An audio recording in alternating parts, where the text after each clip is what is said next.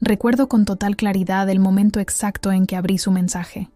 Mis manos temblaban, en parte por la edad, en parte por el peso de la expectativa. Pensé que sería información sobre el lugar de la boda, o quizás un agradecimiento por el último pago que acababa de transferir a la cuenta del organizador de la boda de su prometido. Pero en su lugar, las palabras me golpearon como hielo en el pecho. Mamá, creo que lo mejor será que no vengas a la boda. Será un evento íntimo y, sinceramente, si quieres ser parte, simplemente míranos por Google Earth o algo así. Jaja. Me quedé mirando la pantalla durante mucho tiempo, sin pestañear, sin llorar, simplemente entumecida. La ayudé a crecer, la apoyé en cada relación fallida, y cuando conoció a este hombre y se iluminó con ese brillo ingenuo, no dudé en ofrecerle mis ahorros. Iba a ser la boda de sus sueños. Madrid, rosas lavanda, un cuarteto de cuerda junto al Manzanares. Deseaba su felicidad más que nada. Nunca imaginé que me borraría por completo de ese momento. Ni siquiera llamó. Solo una bofetada digital envuelta en humor forzado.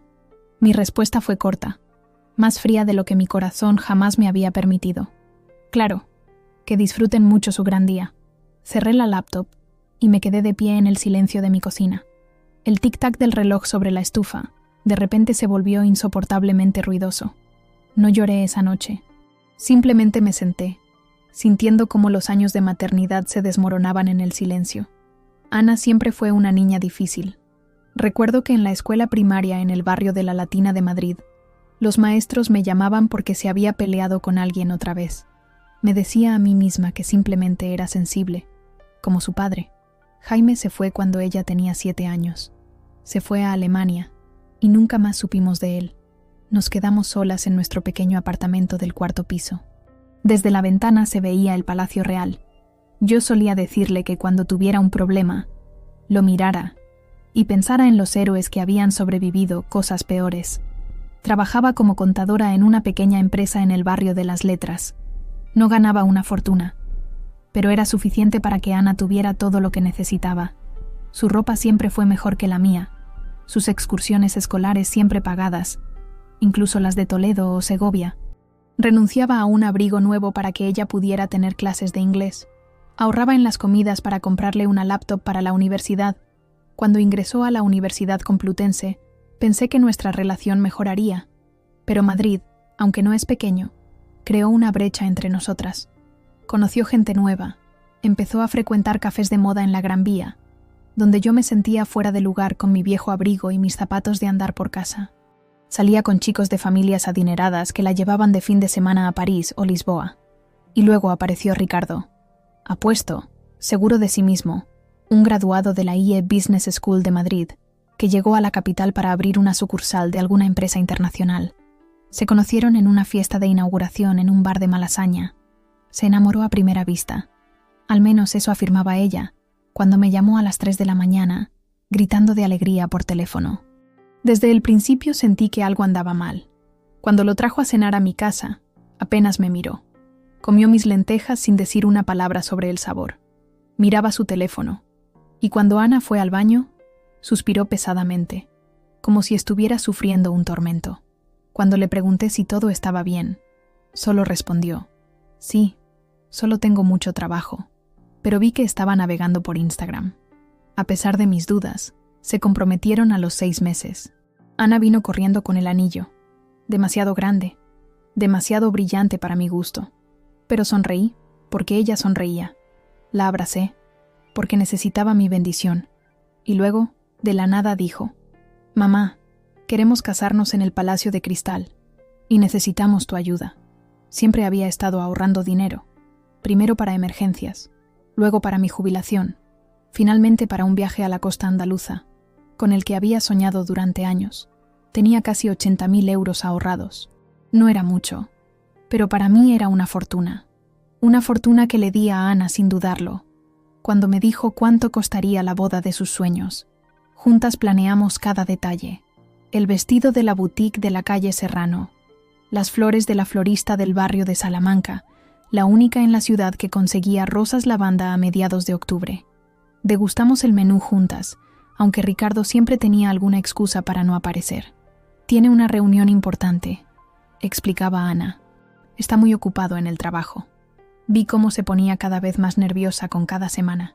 Cómo durante las pruebas del vestido de novia revisaba el teléfono cada 5 minutos para ver si no había llamado. Cómo durante la elección de las invitaciones salía corriendo de repente para devolverle la llamada. Pero me decía a mí misma, amor, los jóvenes son así. Jaime y yo también éramos así al principio. Y luego, un mes antes de la boda, todo cambió. Ana dejó de contestar mis llamadas. A los mensajes respondía con una sola frase. Cuando le preguntaba por los próximos pagos para la organizadora, solo escribía, transfiere a la cuenta de Ricardo, él se encargará de todo. Y fue entonces, después de transferir el último pago, 20.000 euros para el grupo y el fotógrafo, cuando recibí ese correo electrónico. El correo electrónico que detuvo el mundo por un momento. El correo electrónico que me mostró que 27 años de amor incondicional podían ser borrados con una sola frase. Después de enviar mi breve respuesta, me senté a la mesa de la cocina y me quedé mirando una foto de Ana que estaba en la alacena. Tenía 5 años. Sonreía ampliamente, a pesar de que acababa de perder su primer diente de leche. Recuerdo cómo lloró cuando lo encontró debajo de la almohada. Cómo le prometí que el hada de los dientes lo cambiaría por una moneda. Cómo puse los últimos 5 euros debajo de su almohada. Y yo misma cené pan seco. Esa noche fue la más larga de mi vida. No dormí, no lloré. Simplemente me senté a la mesa hasta que los primeros rayos de sol entraron por la ventana de la cocina, iluminando las figuras de gnomos polvorientos que Ana coleccionaba de niña. Pensé entonces que quizás todo era una broma estúpida, que pronto sonaría el teléfono y Ana diría, «Mamá, lo siento, era una broma». Pero el teléfono permaneció en silencio, y yo tuve que aprender a vivir con la conciencia de que me había vuelto superflua para mi propia hija. El día de la boda llegó como una tormenta que no pude evitar. Me dije a mí misma que no miraría, pero la curiosidad, o quizás el masoquismo maternal, se impuso. Abrí Google Earth, por absurdo que parezca, y encontré las coordenadas que conocía de memoria. El Palacio de Cristal se veía hermoso, exactamente como lo había imaginado. Los arcos de hierro adornados con seda, los invitados llegando con elegancia pastel, los flashes de los teléfonos y las copas de champán. No pude ver su rostro, no realmente, pero la imaginé. Casi podía escuchar su risa. Recordaba cómo se reía sin los dientes de adelante, cuando a los 5 años horneábamos roscón de reyes juntas. Ahora era la novia, y yo una extraña, un fantasma flotando sobre los tejados de Madrid. Cerré la ventana del navegador después de 10 minutos. Fue suficiente, más que suficiente. Luego me ocupé de mi día. Regué las flores del balcón, geranios que había comprado en el rastro a principios de primavera. Hice té con zumo de frambuesa, como el que me preparaba mi abuela Carmen de niña. Ordené la ropa, toallas aparte, ropa de cama aparte, como siempre. Cada pequeña tarea era como una rebelión. No me derrumbaría. No rogaría por migajas de afecto. Si quería fingir que yo era solo un número de cuenta con un código Swift, que así fuera. Podría tener su fantasía. Yo tenía mi dignidad. Salí a caminar, aunque mis piernas se sentían de plomo. Crucé el Parque del Retiro, pasando por parejas de enamorados y familias con niños. El parque estaba lleno de vida. Estudiantes leyendo libros sobre mantas, señores mayores jugando al ajedrez bajo el monumento a Alfonso XII, turistas fotografiando la Puerta de Alcalá. Me detuve en un puesto de helados y me compré un cucurucho de vainilla, el mismo que le compraba a Ana cuando era pequeña, y paseábamos por aquí los domingos por la tarde. Me senté en un banco cerca de la Puerta del Sol y observé los carruajes de turistas. Los caballos golpeaban con sus cascos el adoquín, los cocheros con sus gorras de chulapo contaban historias de dragones y reinas. Pensé en todas las historias que le leía a Ana antes de dormir, en todas las leyendas de Madrid que le conté cuando salíamos a pasear. ¿Recordará todavía la historia del oso y el madroño? ¿Se la habrá contado a Ricardo? Me sorprendí buscándola entre la multitud. Quizás pasaría por aquí con su vestido de novia. Quizás me vería en el banco y se acercaría. Quizás diría, «Mamá, lo siento, ¿fue un error?» Pero claro, eso eran solo los sueños de una vieja sentimental. En realidad, Ana probablemente estaba posando para fotos en el patio del Palacio Real, rodeada de amigos y la familia de Ricardo. Regresé a casa cuando empezó a llover, una típica tormenta de otoño que puede sorprender en medio de un día soleado. No tenía paraguas, así que me empapé hasta los huesos, pero no me importó. La lluvia se mezclaba con las lágrimas que finalmente no pude contener. Cualquiera podría pensar que era agua escurriendo por mi cara, no la pena de una madre rechazada por su propia hija. En casa me puse ropa seca y me senté con una taza de té caliente frente al televisor. Daban una película antigua con un actor español. No me concentré en la trama, pero el sonido de una voz humana era reconfortante. Mejor que el silencio que me recordaba que estaba sola en el apartamento que alguna vez resonó con la risa de Ana. Miré el teléfono. Ni mensajes, ni llamadas perdidas. Me preguntaba, ¿ya habrá terminado la ceremonia? ¿Ana es ya oficialmente la señora García? ¿Está bailando el primer baile con Ricardo mientras la orquesta toca El día que me quieras? Esa canción siempre le había gustado, desde que de adolescente vio Volver y se enamoró de Penélope Cruz. Volví a encender la computadora y entré a Instagram. Ana me había bloqueado hace unos días, pero pude ver fotos etiquetadas con el hashtag que habían inventado para su boda. Maua Ana y Guerriciardo 2024. Ya habían aparecido las primeras fotos. Ana con un vestido de escote de encaje, con un ramo de rosas lavanda. Se veía hermosa, pero su sonrisa parecía forzada. Sus ojos parecían ausentes, o quizás solo me lo estaba imaginando para sentirme mejor. Ricardo en las fotos se veía como siempre, apuesto, sereno, con esa media sonrisa que nunca llegaba a los ojos. Estaba de pie junto a Ana. Su mano en su cintura parecía más un gesto posesivo que una caricia tierna. Pero de nuevo, quizás solo estaba buscando razones para que no me gustara. Las fotos también mostraban a los invitados, amigos de Ana de la universidad, a quienes conocía de vista. La familia de Ricardo, sus padres, que parecían estrictos y distantes. Un hermano menor que era sorprendentemente parecido a Ricardo, solo que con una sonrisa más sincera. Y nadie de mi parte. Ni la tía Carmen de Carabanchel, que le enseñó a Ana a tejer. Ni el tío Manolo, que siempre le traía chocolates de valor. Nadie. Cerré el navegador y me levanté. Suficiente. Suficiente de autocompasión. Respiré hondo y miré el reloj. Eran casi las 8. Hora de cenar. Abrí la nevera y saqué los restos de la cena de ayer. Un cocido que siempre hago de más. Calenté una porción en el microondas y me senté a la mesa. Comí lentamente, saboreando cada bocado. El cocido estaba bueno, con el punto justo de acidez del repollo, dulzón por las pasas que siempre le añado, según la receta de mi madre. Pensé en todas las recetas familiares que le había transmitido a Ana. ¿Las cocinará para Ricardo? ¿Sus hijos comerán cocido según la receta de la abuela Sofía? Después de cenar lavé los platos y limpié la cocina. Limpié a fondo las encimeras, barrí el suelo. Las tareas rutinarias me brindaban consuelo. Me recordaban que, a pesar de todo, tenía control sobre mi pequeño mundo. Quizás no podía influir en las decisiones de Ana, pero podía decidir cómo pasaría esa noche. Decidí darme un baño largo. Llené la bañera con agua caliente. Añadí sales de baño con aroma a lavanda. Irónico, considerando el ramo de Ana. Me sumergí en el agua y cerré los ojos.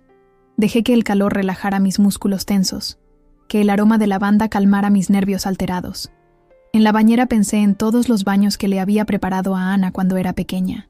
Cómo le encantaba jugar con los patitos de goma. Cómo chillaba de alegría cuando le hacía peinados con la espuma. Cómo luego, al crecer, se encerraba en el baño durante horas, y yo me preocupaba si todo estaba bien. Ahora seguramente se estaba duchando en una lujosa suite de hotel, con vistas al Palacio Real. Después del baño, me envolví en un albornoz mullido y me senté en el sofá con un libro. Intenté leer, pero las palabras flotaban ante mis ojos, sin formar frases. Mis pensamientos volvían constantemente a Ana, a su boda, a la vida que ahora comenzaba, una vida en la que no había lugar para mí. Finalmente dejé el libro y encendí el televisor. Daban un concurso de talentos, jóvenes cantando, bailando, los jueces evaluando. Entretenimiento sin sentido, exactamente lo que necesitaba.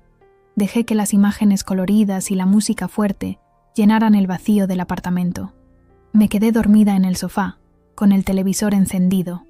Soñé con la boda de Ana, pero en mi sueño yo estaba allí, de pie junto a ella, sosteniendo su mano mientras intercambiaba anillos con Ricardo. En mi sueño ella me sonreía, y yo a ella, y todo era como debía ser. Me desperté a las 3 de la mañana, con dolor de cuello por la posición incómoda. El televisor seguía encendido. Ahora daban concursos de preguntas y respuestas. Lo apagué y fui al dormitorio. Acostada en la cama, miré al techo y pensé en Ana. ¿Estaría durmiendo ahora en los brazos de su marido? ¿Era feliz? ¿Pensó en mí aunque sea por un momento? Me volví a dormir solo de madrugada, cuando la luz comenzaba a aparecer por la ventana. El sueño fue inquieto, lleno de imágenes y voces confusas. Cuando finalmente me levanté, me sentía más cansada que antes de acostarme. A la mañana siguiente, mi teléfono no paraba de sonar. Empezó a las 6:12, luego otra vez a las 6:45. Después me inundó una avalancha de mensajes, cada uno más desesperado que el anterior. «Mamá, por favor, contesta. ¿Dónde estás? Necesito hablar contigo ahora». Me quedé mirando la pantalla, mientras las notificaciones se acumulaban. Luego di la vuelta al teléfono y lo dejé boca abajo sobre la mesa y volví a doblar las toallas. Una parte de mí quería contestar, escuchar su voz explicando qué había cambiado durante la noche. Quizás arrepentimiento, quizás disculpas, pero recordé los años que pasé inventando excusas para su insensibilidad, para sus silencios fríos. Recordé el correo electrónico, la risa cruel, el desprecio barato de mi amor. Así que, en su lugar, me hice el desayuno. Huevos, tostadas, mermelada. Saboreé cada bocado como una mujer que aprendía a estar sola de nuevo. Las llamadas no cesaron en toda la tarde. Salí a dar un largo paseo, dejando el teléfono en casa. Por primera vez en semanas, noté las flores que florecían en el jardín de la vecina, la señora Elena. Observé a un niño volar una cometa en la plaza de la calle Toledo y sentí una extraña ligereza. A veces el duelo da paso a la libertad, y el silencio puede ser una forma de justicia. De regreso de mi paseo, me detuve en la panadería del señor López, en la esquina. El olor a pan fresco me recordó las mañanas de domingo cuando Ana era pequeña y la enviaba a buscar panecillos.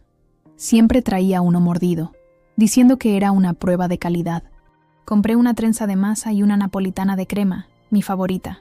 El señor López, siempre amable, preguntó por Ana. Escuché que se casó, dijo, mientras empacaba mis compras. Una chica hermosa, siempre sonriente. Seguramente está muy orgullosa, señora Sofía. Me forcé a sonreír. Sí, muy orgullosa, respondí, guardando el cambio en mi cartera.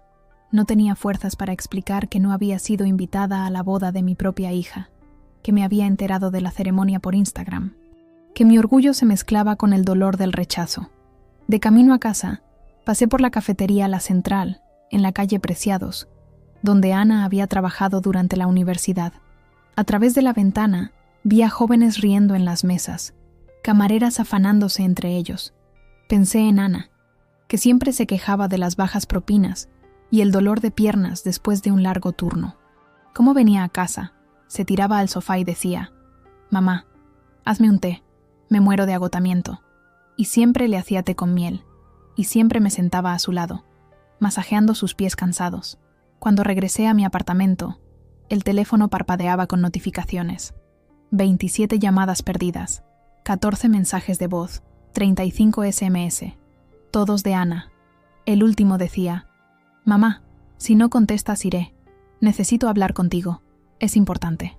Sentí que mi corazón se aceleraba. ¿Vendría? ¿De verdad? De repente, la imaginé parada en la puerta con su vestido de novia, llorando, suplicando que la dejara entrar. Pero enseguida llegó una idea más sobria. Probablemente solo era una amenaza. Seguramente ni siquiera sabía dónde estaba el hotel de Ricardo, ni cuándo tenían su vuelo de regreso. Probablemente me estaba escribiendo desde la recepción de la boda, quizás después de unas copas de champán, cuando de repente le asaltaron los remordimientos. Dejé el teléfono en la mesita y fui a la cocina a preparar la cena. Decidí hornear unas empanadillas que me quedaban en el congelador de la última tanda que había hecho pensando en Ana, sus favoritas, de carne con pimientos. Puse el agua a hervir, unté la sartén con mantequilla para dorarlas después de cocerlas. Las tareas rutinarias me ayudaban a no pensar en el teléfono, que volvía a sonar en la sala, pero cuando me senté a comer, ya no pude ignorar la creciente ansiedad. ¿Y si realmente le había pasado algo? ¿Y si Ana había tenido un accidente? ¿Y si necesitaba ayuda? El instinto maternal luchaba contra el sentimiento de herida y orgullo. Finalmente, después de cenar y lavar los platos, tomé el teléfono. Leí todos los SMS, desde el primero: «Mamá, tenemos que hablar», hasta el último: «Por favor, dime que estás viva. Estoy preocupada». Había cada vez más desesperación, más súplicas, pero no había disculpas. No había explicación de por qué me había excluido de su boda. ¿Por qué permitió que los ahorros de mi vida financiaran una celebración a la que no fui invitada? Dejé el teléfono sin contestar. Si realmente estaba preocupada, que viniera, que enfrentara las consecuencias de sus decisiones, que viera lo que le había hecho a su madre, que la amaba por encima de todo.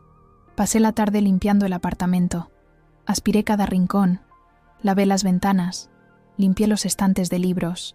El trabajo físico me ayudaba a no pensar en Ana, en sus llamadas, en su boda. Pero cuando terminé y me senté agotada en el sofá, el silencio ya no lo llenaba el zumbido de la aspiradora, lo llenaba el tic-tac del reloj y los sonidos lejanos del tráfico de la calle mayor. Encendí el televisor para ahogar el silencio.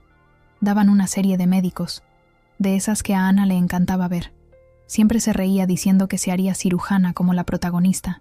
Pero al final eligió derecho, porque, según decía, «Quiero ganar más que tú, mamá, para que no tengas que trabajar tan duro». La ironía de esa declaración me golpeó ahora con toda su fuerza. Iba a ganar para ayudarme, y en cambio tomó mis ahorros para su boda. Una boda a la que no me invitó. Una risa dolorosa escapó de mi garganta, sorprendiéndome a mí misma. El teléfono volvió a sonar. Esta vez no era Ana. Era Carla, mi amiga del trabajo. «Sofía, ¿qué pasa? Ana me está llamando como loca. Me pregunta si te ha pasado algo, si estás en mi casa. Dice que no le contestas el teléfono desde la mañana». Suspiré profundamente. «¿Por qué no contesto, Carla?» «¿Pero por qué? ¿Qué pasó? ¿No fuiste a la boda?» «No fui invitada», respondí en voz baja. El silencio al otro lado fue elocuente. Luego Carla preguntó igual de suave: «¿Cómo que no fuiste invitada? Si tú lo organizaste todo. Si les diste dinero». «Sí. Pero al parecer no fui lo suficientemente buena para estar allí». Me lo escribió en un correo electrónico.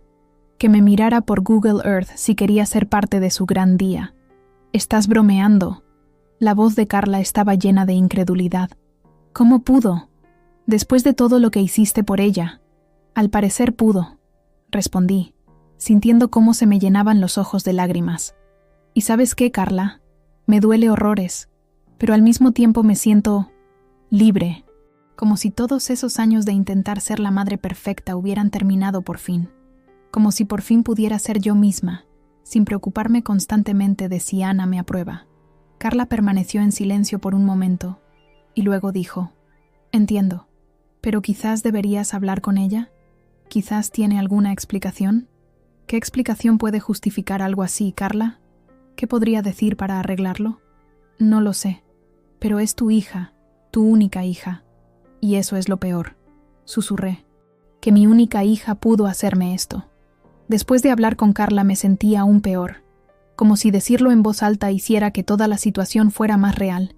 Ya no podía fingir que era solo una pesadilla de la que despertaría. Esta era la realidad, mi realidad. Por la noche me di una ducha tibia y me acosté temprano con un libro. Intenté leer, pero las palabras no formaban frases coherentes. Mis pensamientos seguían volviendo a Ana, a sus llamadas, a su boda. Finalmente dejé el libro y apagué la luz. Acostada en la oscuridad, escuché los sonidos de la ciudad, los tranvías tintineando en la curva cerca de la Plaza Mayor, los coches pasando por la Gran Vía, las risas de la gente que volvía de los bares del barrio de la Latina. Pensé en todas las noches en que Ana era pequeña y no podía conciliar el sueño. Cómo me sentaba a su lado y le cantaba nanas. Cómo le tomaba la mano cuando tenía fiebre. Cómo venía a mí cuando tenía pesadillas. Me dormí con esos recuerdos, y el teléfono en la mesita de noche finalmente dejó de sonar. Me desperté a las 3 de la mañana por unos golpes en la puerta. Suaves, pero firmes. ¿Quién podría venir a esa hora?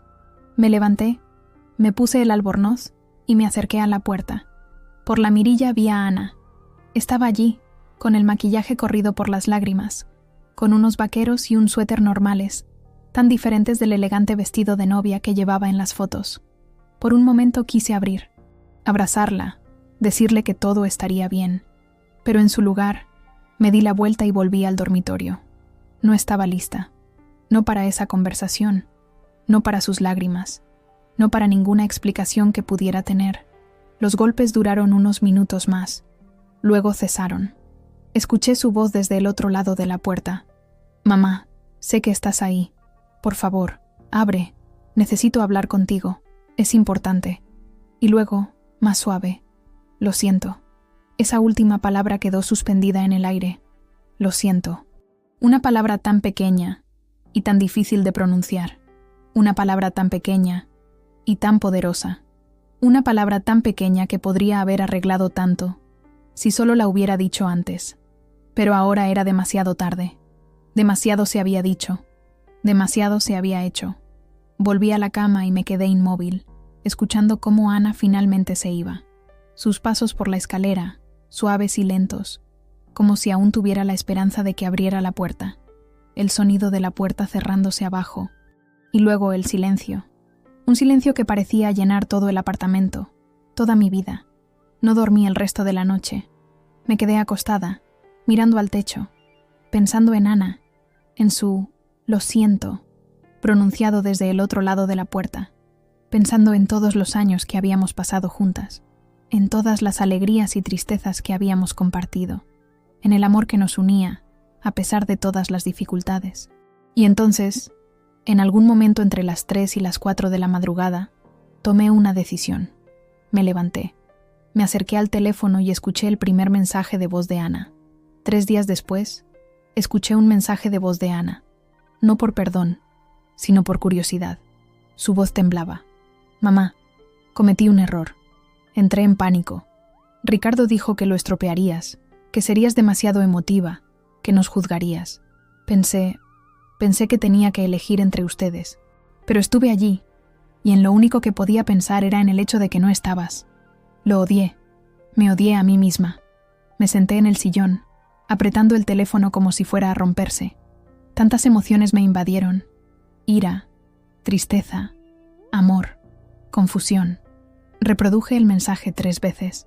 Sonaba más joven que nunca, como la niña pequeña que se arrastraba a mi cama después de las pesadillas. Pero ahora yo era su pesadilla. El siguiente mensaje decía: «Se fue, el día después de la boda. Dijo que me había puesto en ridículo, llorando por mi madre. No sé qué hacer». Su voz se quebró al final, como un plato de porcelana cayendo sobre los azulejos. Yo tampoco sabía qué hacer. Una parte de mí quería correr hacia ella de inmediato. Otra parte susurraba: «Deja que se siente con eso, que entienda lo que ha estropeado. El perdón no es una puerta que se pueda derribar de una patada. A veces tiene que chirriar lentamente, dolorosamente, y cada centímetro debe ganarse». Dejé el teléfono en la mesita y me acerqué a la ventana. En la calle mayor llovía. La gente pasaba rápidamente bajo sus paraguas. Los autobuses sonaban en la curva. La vida seguía su curso, independientemente de mi dolor, independientemente de que el mundo de mi hija acababa de derrumbarse. Preparé un té y me senté a la mesa de la cocina con un álbum de fotos. Las fotos eran de Ana de niña, en el Parque del Retiro, con su primer disfraz de princesa para carnaval, con los dientes de leche. Era la misma niña de las fotos que siempre me había acompañado, una niña que había crecido y había tomado sus propias decisiones, algunas de las cuales me habían herido profundamente, pero seguía siendo mi hija, y me necesitaba. Cerré el álbum de fotos y cogí el teléfono.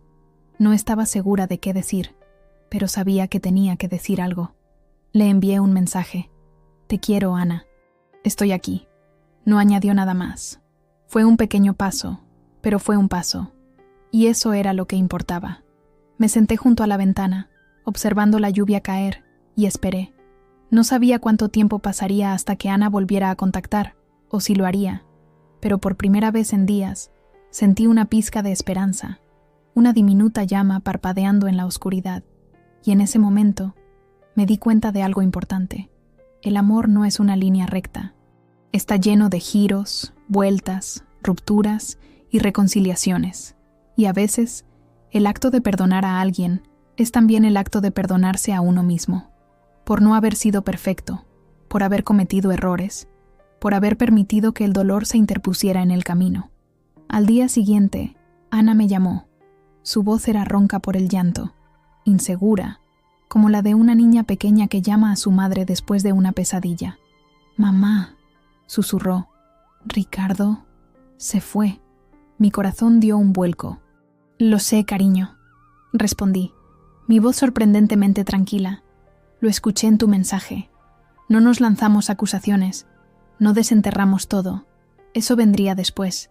En cambio me preguntó si podíamos vernos para tomar un café. Volvía a casa, sola. Acepté, no porque hubiera olvidado, sino porque me había curado lo suficiente como para querer una conversación real. Propuse la cafetería del Círculo de Bellas Artes, en la calle Alcalá. Un lugar público, neutral, pero también con historia. Llevaba allí a Ana a tomar helado cuando era pequeña. Allí celebramos su selectividad aprobada, brindando con chocolate caliente con nata montada. Allí me habló del primer novio que le rompió el corazón, y yo le tomé la mano por encima de la mesa, diciéndole que todo estaría bien. Ahora íbamos a encontrarnos de nuevo allí, esta vez como dos mujeres adultas que se habían herido mutuamente. Llegué temprano, me senté en una mesa junto a la ventana. Pedí un café, pero no pude beberlo. Tenía el estómago revuelto por el estrés. ¿Qué le diría? ¿Cómo me comportaría? ¿Sería capaz de mantener la calma o estallaría con todas las emociones que había estado reprimiendo durante los últimos días? La vi a través de la ventana mientras cruzaba la plaza. Llevaba un abrigo gris que le compré para su 18º cumpleaños. El pelo recogido en una coleta descuidada, sin maquillaje. Parecía una estudiante, no una recién casada. Aunque, ¿seguía siéndolo? No sabía qué había pasado exactamente entre ella y Ricardo. Entró en la cafetería, mirando a su alrededor con incertidumbre. Nuestros ojos se encontraron, y una pequeña sonrisa, nerviosa, apareció en sus labios. Se acercó a la mesa y se sentó. «Hola, mamá», dijo en voz baja. «Hola, cariño», respondí. Pedí un té para ella, y luego nos quedamos en silencio, el ruido de la cafetería llenando el vacío entre nosotras. Finalmente, yo hablé. «Entonces», dije, mi voz sonando extraña en mis propios oídos. «El correo electrónico». Ella asintió, sin levantar la vista. «Lo sé, no tengo excusas. Dijiste que mirara por Google Earth, ¿recuerdas?». Bajó la mirada, fijándose en sus manos. «Lo sé. Esas no fueron mis palabras. Fue Ricardo. Dijo que lo controlarías todo, que criticarías a su familia, que arruinarías nuestro gran día. Y yo le creí. Fui estúpida». «Sí, estuve de acuerdo». «Lo fuiste, pero yo también fui estúpida, porque en lugar de llamarte, en lugar de luchar por nuestra relación, simplemente me retiré. Orgullo herido, sentimientos lastimados». «¿Qué pasó?», pregunté después de un momento. «¿Con Ricardo? ¿Con tu matrimonio?». Se encogió de hombros, y sus ojos se llenaron de lágrimas. «Se acabó antes de empezar.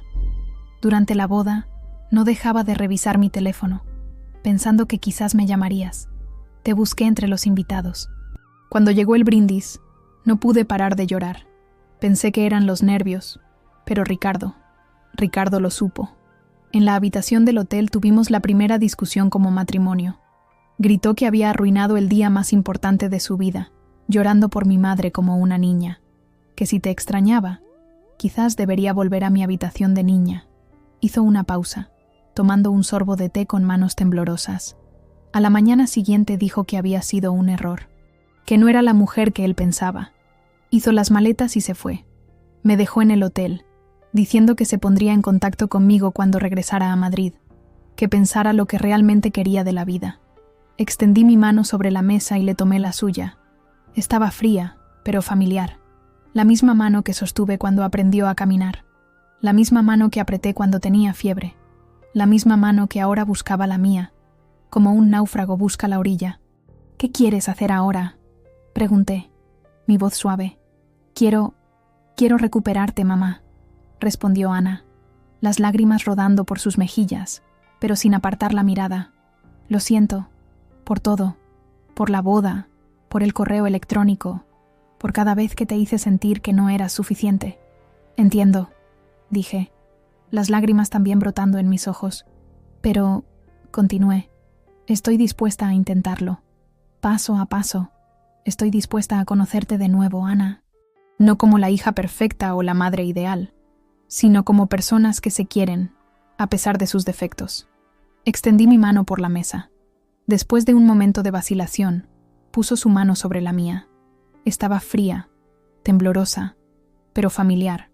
La misma mano que sostuve cuando aprendió a caminar. La misma mano que apreté cuando tenía fiebre. La misma mano que ahora buscaba la mía, como un náufrago busca la orilla. ¿Y ahora qué?, preguntó en voz baja. ¿Ahora? Reflexioné. Ahora terminaremos el café, hablaremos, y luego veremos, día a día. Y así lo hicimos. Nos sentamos en el Círculo de Bellas Artes durante 2 horas. Hablamos de todo y de nada. De sus estudios, de mi trabajo, de los libros que habíamos leído últimamente. Evitamos el tema de Ricardo, la boda, el correo electrónico. Eran heridas demasiado frescas para hurgar en ellas, pero encontramos consuelo en los temas familiares, en el ritmo de la conversación que una vez fue tan natural. Cuando salimos de la cafetería, llovía ligeramente. Nos quedamos bajo el toldo, inseguras de qué hacer a continuación. ¿Tienes dónde quedarte?, pregunté, dándome cuenta de repente de que Ana había dejado su apartamento cuando... Se quedó en silencio un momento. Luego asintió. Sí, mi amiga Laura me ofreció su sofá. Pero, ¿puedo ir a tu casa esta noche, mamá? La miré. Quería decir que sí. Quería que volviera a casa, que la abrazara, que la consolara. Pero una parte de mí seguía herida, seguía cautelosa. No esta noche, cariño, dije suavemente. Todavía no. Necesito un poco más de tiempo. Pero te llamo mañana. Su rostro se descompuso un poco, pero asintió. Entiendo, dijo. Está bien. Se despidió de mí con un abrazo torpe, y luego se fue, perdiéndose entre la multitud de la Gran Vía. Esa noche, por primera vez en mucho tiempo, me sentí en paz. El silencio en mi apartamento no era vacío, sino lleno de posibilidades. Sabía que el camino sería largo y difícil, pero habíamos dado el primer paso. Al día siguiente llamé a Ana. Su voz sonaba más fuerte, más decidida. «Hola, mamá», dijo. «Hola, cariño. ¿Cómo estás?» «Estoy un poco perdida», admitió. «Pero estoy aquí, y estoy lista para hablar». Y hablamos, durante horas, sobre todo. Sobre el correo electrónico, sobre Ricardo, sobre sus miedos, sobre mis decepciones. Lloramos, nos reímos, nos perdonamos. Fue un proceso largo y doloroso, pero necesario. La perdoné por haberme excluido de su boda, por el correo electrónico, por el dolor que me había causado. Y ella me perdonó por haberme retirado, por mi orgullo herido, por no haber luchado más por nuestra relación antes. Entendimos que ambas éramos imperfectas, que ambas habíamos cometido errores, y que el amor, el verdadero amor, puede doblarse, puede romperse, pero si es auténtico, nunca desaparece por completo. Unas semanas después, Ana se mudó a un pequeño apartamento en el barrio de Malasaña. La ayudé a empacar, a comprar muebles, a decorar. Pasábamos las tardes juntas, hablando, riendo, reconstruyendo lentamente los cimientos de nuestra relación. Una noche, mientras le ayudaba a colgar un cuadro en la pared, su teléfono sonó. Vio la pantalla y se le tensó la cara. Era Ricardo. Ella dudó. ¿Debería contestar?, preguntó. Depende, dije. ¿Qué quieres hacer? Ella asintió. Salió al balcón para contestar. No escuché toda la conversación, pero escuché su voz firme. No, Ricardo. Se acabó. Merezco a alguien que respete a mi familia. Alguien que no me ponga en esas encrucijadas. Cuando regresó a la cocina, me sonrió débilmente. Era Ricardo, dijo, aunque ambas sabíamos quién había llamado. Quería volver. ¿Y tú?, pregunté, tratando de que mi voz sonara neutral. Y yo no quiero, respondió simplemente. Algunos puentes, una vez quemados, deben permanecer así. Sentí alivio, aunque traté de no mostrarlo. No era mi papel decidir sobre su vida amorosa, pero me alegró que entendiera el valor del respeto, hacia sí misma, hacia mí, hacia nuestra relación. La semana pasada, Ana me invitó a cenar a su apartamento. Cocinó cocido. No tan bueno como el mío, pero lo intentó. Nos reímos de sus fracasos culinarios, recordando cómo, de adolescente, intentó hacer una sorpresa para el Día de la Madre y casi quema la cocina. Después de cenar, nos sentamos en su pequeño salón. Ana de repente se puso seria y sacó un sobre. «¿Qué es esto?», pregunté. «Dinero», respondió. «No todo, todavía no, pero es un comienzo. Te pagaré todos los meses, mamá, por la boda». Miré el sobre, sintiendo emociones encontradas. Por un lado, apreciaba su gesto. Por otro, sentía que no era necesario, pero sabía que para ella era importante. Era su forma de reparar, demostrar que entendía el peso de sus acciones. «Ana», dije, mi voz suave, «no tienes que hacerlo. Ya no». Ella me miró a los ojos. «Sí, mamá, sí tengo. Lo necesito. Necesito saber que estoy haciendo lo correcto. Necesito saber que puedo arreglar mis errores. Y esto es el comienzo». Asentí, guardando el sobre. No se trataba del dinero. Se trataba del proceso. Se trataba de la curación. Una tarde, mientras horneábamos unas galletas de Navidad que llenaban el apartamento con aroma a canela y vainilla, Ana me mostró sus nuevas fotos, no de Instagram, sino fotografías reales que había tomado durante un fin de semana en la Sierra de Guadarrama. Montañas, arroyos, amaneceres sobre la Pedriza. En una de las fotos estaba ella, sonriente, con el viento en el pelo, con la maliciosa de fondo. Se veía diferente a las fotos de la boda, más relajada, más auténtica, como si por fin hubiera encontrado su lugar. «Qué linda foto», le dije, deteniéndome más tiempo en ella. «Me siento linda», respondió simplemente. «Me siento yo misma». Y quizás esa sea la mayor lección que aprendí de toda esta historia, que a veces tenemos que perder a alguien a quien amamos para recuperarlo, que el perdón no es un acto único, sino una elección diaria, y que el amor verdadero, es elástico. Puede estirarse, romperse, pero si es auténtico, nunca desaparece por completo. Ayer, cuando Ana salía de mi apartamento, se detuvo en la puerta y me abrazó. No torpemente, no por obligación, sino con fuerza, como si quisiera poner en ese abrazo todas las palabras que no podía pronunciar. Le devolví el abrazo, sintiendo cómo nuestros corazones latían cerca el uno del otro, como antes, cuando la llevaba en un portabebés. «Hasta el jueves para la cena», dijo apartándose. «Te quiero, mamá». «Te quiero, Ana», respondí, mirándola bajar las escaleras, mi hija adulta.